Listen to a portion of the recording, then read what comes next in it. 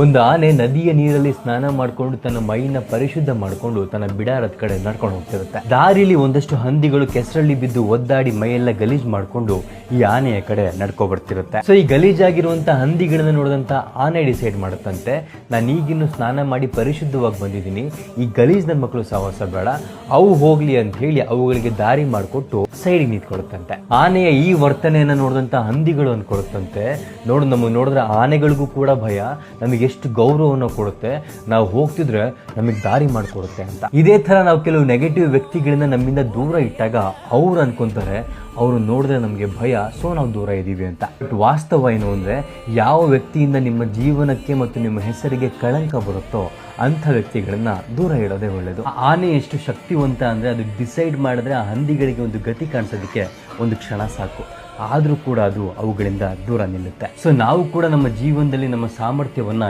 ಎಲ್ಲರ ಮುಂದೆ ತೋರಿಸ್ಬೇಕಾಗಿಲ್ಲ.